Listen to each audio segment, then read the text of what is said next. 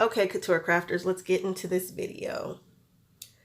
I made a purchase from Altenew and I forgot what I purchased. So I was surprised, just like you guys are, at what I bought.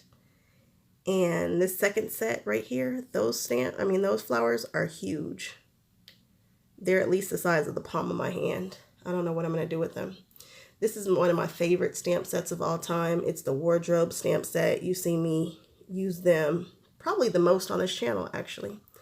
I just cut a 8.5 by 11 sheet of paper down to 6 across by 11.5.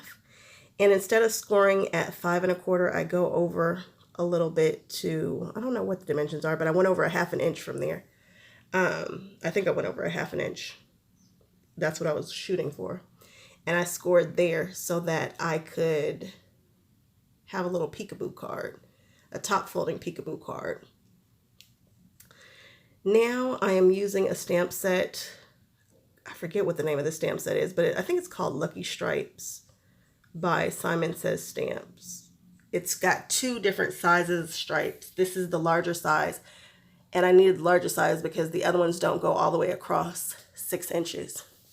But they're cool, just a bunch of different size solid stripes. I think it has one stamp with 2. I don't know, you gotta check it out. If my mind serves me correctly, they still have it. Again, it's by Simon Says Stamp, and it's actually by them, and it's their striped set. And of course I need a set like this because you guys know that I am in love with stripes. Over on Facebook, I was asked if I could do a card for Veterans Day, something that was not using red, white, or blue, and I've never done a Veterans Day card ever. And so this is a challenge. Here I am making a grid, some guidelines for myself to follow. I'm using the Tim Holtz ruler, and I'm not doing an inch. I'm doing, I think I'm doing about 7/8, just about an inch, but not quite. And I'm going down a few, and the problem with this is I can't see the line. I'm not drawing dark enough to actually see the pencil line. And I don't know why, because I use a white eraser, and white erasers are the best erasers ever. So I draw a few lines that way, and then I draw them down this way. They don't need to come all the way down to the bottom. I'm just trying to make a grid in that top left-hand corner. I cannot see where I've drawn the lines, guys, at all. And then turns out they're faint, but then I think they were a little bit crooked, even though I used the ruler. What on earth was I doing? This is just a super old Post-it note that was sitting around that I'm cutting down and using as a mask because, like I said in my other video, I cannot find my Inkadinkado masking paper. I don't know where it is. So I just cut that down to a square. I marked it before with the pencil to kind of figure out how big I needed it. And there we go. Now I'm going to use some removable adhesive to tack this down at the bottom. And I've created my own mask, just like that. So no, you don't have to have masking paper. Now I'm using the Misty, not the mini Misty, but the regular size Misty. And you see I've placed my stamp at the top of that. That's because I want to gradually keep moving my paper down, and I didn't want to run out of room. In hindsight, I should have started at the top instead of the bottom. So I'll have a full bottom and not a full top. That just wasn't smart. If I were to do this again, I would totally start at the top and then move the card the opposite direction. Just wasn't smart. So here I am using Sweet 16 by Catherine Pooler. I am not a pink girl. I am not a lavender girl, but for whatever reason, I chose this because they said that I couldn't do blue, red, or white. So I went as far away from blue, red, or white as I could, just making this an even more feminine card. I do not have this piece of paper all the way pushed to the left. If you can see, there's a sliver of space there, and that's so that I get a little bit of overhang on that stamp. So that way I know it goes all the way off the sides. And you really need to give this a nice, good amount of pressure when you're going all the way across. This is a big stamp. And it actually exceeds the Misty a little bit. If you look at where the hinge is, the stamp is just kind of hanging over just a little bit. It's just big enough or small enough to fit in this. I think I need to buy the Misty Memory, which is the 12 by 12 one. I hate to say that because I have the Tim Holtz one, but I might need to. So I'm moving it down 2 blocks. So I'm using the grid, which is why I didn't use a Tim Holtz one on this, because Tim Holtz does not have a grid on his stamp positioner, which annoys me. I need one on the bottom. And I'm sure he would have improved upon that had he been given the opportunity to, but he's no longer producing those. So I need to buy the bigger MISTI, I think.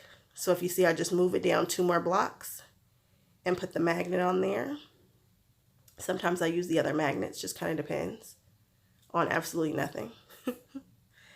I'm erasing those lines that I don't need. Just get them out the way. And then we'll stamp again, making sure to get good coverage. This is a photopolymer stamp, but for whatever reason, it's black. I don't know if it's black because I used black ink and it turned black, or if it's just black like that. I don't know. I can't remember. So I can't see through it. So I'm really relying on those grid lines to tell me if it's straight or not. And then I just move it down 2 more boxes. And this is the last one. Again, what I should have done, actually this isn't the last one, but what I should have done is started at the top so that I had a full block at the top. And then it ran off the end at the bottom. Just a fail. Or I should have done the math to figure out exactly how many I could have fit on us, but whatever, you guys get it. You know, you get the gist of where I was going with this. I don't know why this one's stamped so light at the bottom. It's like an ombre gradient on that stripe. So I had to go over it a few times to get it to come to full saturation. Not a problem. That's the wonderful thing about using a MISTI. You can do this by hand. You just have to make sure that you get a really good impression when you use it. I didn't want any ink on the back of the card, so I used some Post-it tape and put that down just at the top. And that kind of helps stick it down because it's touching the MISTI. And I snipped off the edge. I've been using that same Post-it tape. It really keeps its tackiness. I got that Post-it tape off of Amazon, and it does great with keeping its tackiness. I've used that same piece for so many different cards. It's ridiculous. I just don't throw it away. I am so frugal when it comes to stuff, and then so not frugal when it comes to things. It's ridiculous. So I'm pushing down really hard. If I was doing this card again, where I put that Post-it note, I would have gotten up and did CPR on the MISTI. That way I would have gotten a better transfer of ink where the Post-it meets the stamp. Because of how thick that Post-it paper is, it really did make a big difference with that stamp, unfortunately. So when I pull the Post-it off right here, you're going to see that I didn't get a super crisp line right there, and it annoys me, but not enough for me to redo the card, but it's a little bit on the annoying side. So now I am grabbing one of the wardrobe sets. I thought I was going to use all of them, but it just wasn't that serious. You see how I didn't get a super crisp line right there? It bothers me just a little bit. Just a little. I am removing the removable adhesive, just kind of rolling it with my fingers. And now you can't see the blocks. Well, maybe you can. Can you kind of see that there's a grid there? Because of the size of the shoes, I'm unable to place all 6 down at one time. They would have been touching and overlapping. So I just started with a diagonal line. Pick those up. And we're going to ink them with Sweet 16. Again, I couldn't get all the removable. It left like a little bit of a stain there or something. So that is one of those erasers for glue that I'm using to remove some more of that repositionable adhesive. So we're just pushing those down, easy peasy, putting those back. I love the stamp set. There are so many things you can do with it. So then I grab a couple more. I couldn't figure out which shoes. I was really staring at it for a while. Like, this is sped up, but I was taking my time. And again, you can't have any that are next to each other or on top of each other. So for this one, I just did these 3. And then we just fuss with it a little bit, make sure it's straight. And we're going ahead and put some ink on there. Dab, dab, dab. A little dab will do you with this ink. And it transfers over just beautifully. Oh, I went over it just one more time for good measure. And there you go. Cleaning that off with a baby wipe. And we're going to do another 2, because remember, 2 cannot be next to each other. These are such real shoes if you look at them. By my left thumb, the center shoe there is a pair of Giuseppe's. That's all I talk about is Giuseppe, Giuseppe, Giuseppe. I'm a fan of Giuseppe shoes. And those are the original Cruels. They have another pair coming out, another design of Cruels, a Cruel 2.0 coming out that I was lucky enough to see before they've been released to the public. The first pair are so much better to me. If you like the first pair, you can have them made. I'm having a pair made. If you miss the release, they can actually have them made for you, which is nice. It takes about 3 months and it happens over in Italy. Anyway, moving on. I can talk about shoes forever. I collect shoes too. Literally collect high-end shoes. It's ridiculous. So I took an eraser and I am erasing. Again, this card came out so cool. I just wish that I had started at the top. It just... Come on, like you're better than that, Mac. You know better. So I'm creasing the paper a little bit. And then it didn't get a good adhere at the bottom. Plus my sentiment was a little bit larger than the 1/2 inch. I went ahead and designed this sentiment in the Cricut. I knew what I wanted this to say. It says, heroes don't always wear capes.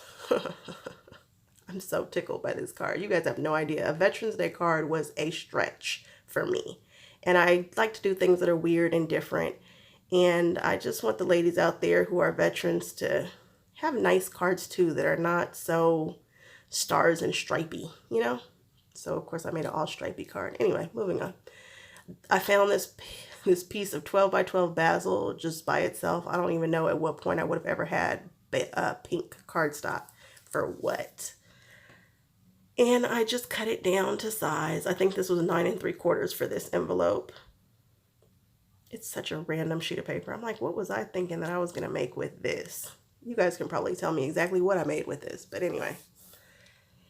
And I'm using my 1, 2, 3 punch board. And I don't know. My mind was someplace else. So watch. I scored it. And then I turned and I scored. Then I turned and I scored. Thank God this was a square card, because if it had been a rectangle I would have screwed it up, and this is my only piece of pink 12 by 12 paper that I saw that was accessible. So I was able to just go back and finish it up. I checked the size there and it fits just fine.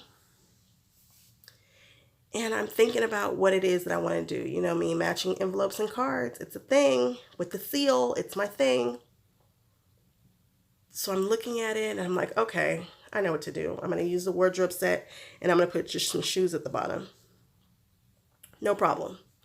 Now with this, you can stamp literally anywhere on a 12 by 12 sheet of paper, but you might not have it right side up. So I'm running my hands along this to find out where the paper is hanging over, because I obviously can't stamp where there's no support. So because this is a square card, it wasn't a big deal. I was able to figure out that I could stamp right here. This is not right side up. I'm having to rotate my Tim Holtz platform, but I'm still able to get the stamp the way that I want it. I just have to be okay with, you know, it being kind of topsy-turvy. I hope that makes sense. So I spaced them all out, closed it, and pushed it right up in the corner there. And I'm hitting it with that Sweet 16. I wanted a tone on tone for this card. And there you go. Nice. That's really cool, actually. I'm a fan. Love this stamp set. They just nailed it with it. So you guys know how I do. Today I'm just using my tape runner to close up this envelope. I haven't done an envelope liner. I should have done one today, but I did not. That would have been great if I had lined it with a bunch of shoes. Oh, missed opportunity. I am using the pink, bright pink Heidi Swapp ink with the Heidi Swapp pen that I'm in love with. This is my favorite pen, honestly. So we just dip it in the ink. And this one's going to Miss Alexandria White, who is the coolest supporter ever. And you know, I always say use a spaghetti, use a dry piece of spaghetti to light your candle so that if you have long nails like me, you do not get your nails caught on fire, because nails are flammable. This is probably the best set that I've ever had. I did a Little Mermaid set this time, and my right hand is Little Mermaid with Sebastian and Flounder, and the left hand is Ursula. It's a pretty cool set. I'm impressed with my nail tech. She's beyond amazing. Whatever I come up with, she's like, all right, let's figure it out. And we do it. Why are there so many green hearts in there? I got a set that was mixed, and it's full of green. I've had to find the little pink ones. But when I tell you guys, this is my favorite seal ever, and I do not like pink. But this seal, this Hufflepuff seal in pink, it's a cutie patootie. So I'm letting it cool just a little bit. And now I am emptying the spoon on there. I could have used 3 hearts for these large seals. These are big seals though. I believe this seal is 2 inches. No, it's probably 1.5 inches. It's a big seal. And while it's still hot, you wipe this out. And I put the candle out. And now it's ready for the next use. You guys, if you made it all the way through this card, I love ya. Give me a thumbs up. Make sure you subscribe. And I'll see you on the next card. Thanks.